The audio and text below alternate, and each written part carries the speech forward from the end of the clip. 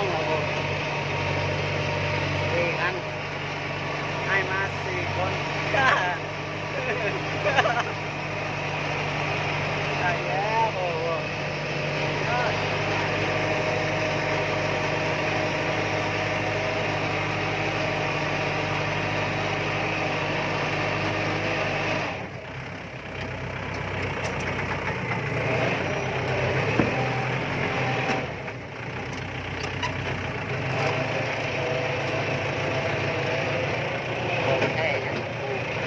ดิน5 เฮกตาร์เนาะ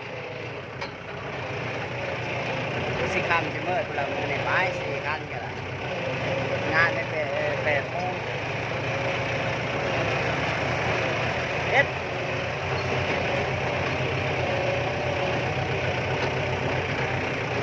ไปแล้ว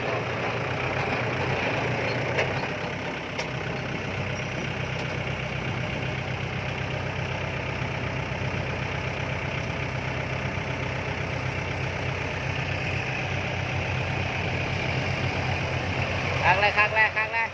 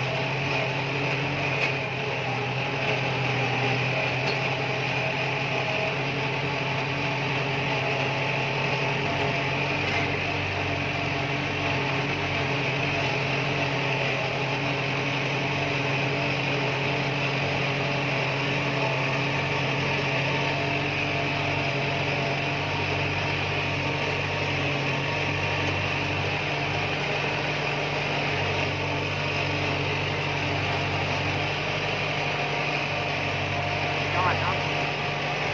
เอกงานตัดบ้านยาง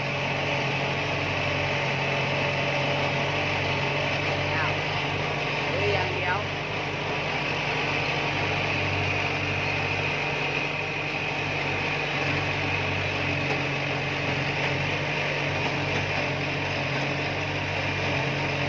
งานยากงานง่ายผมสำคัญกันได้มาแล้วอย่างเดียวเยอะเอ็ดไป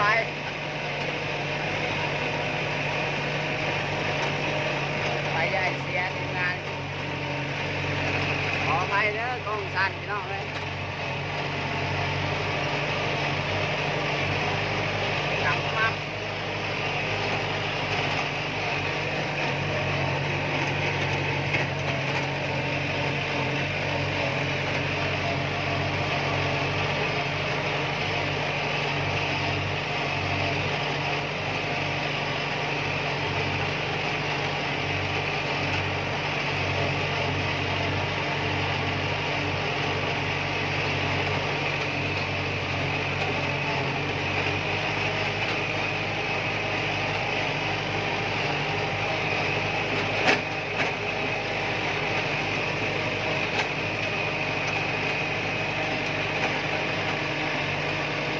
โก้เนาะยกโก้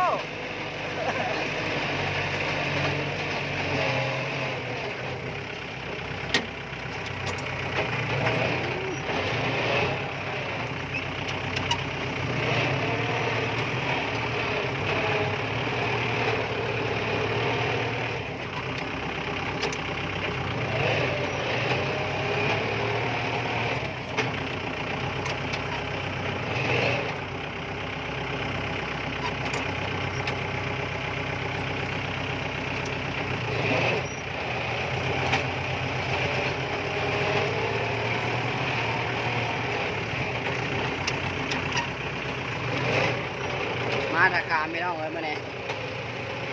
บ้านอยู่บ้านดงเพื่อผม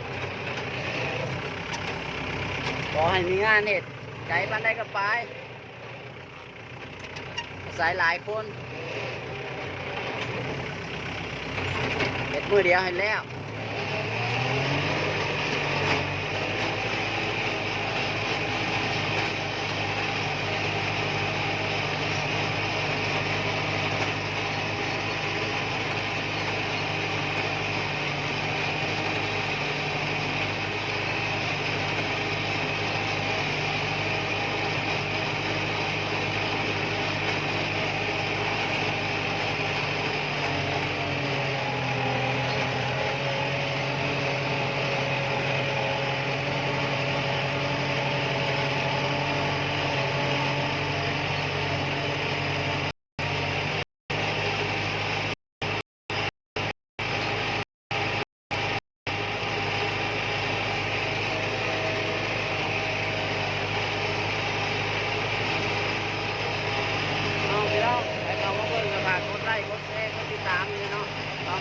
ไทยซิ่งเด้อ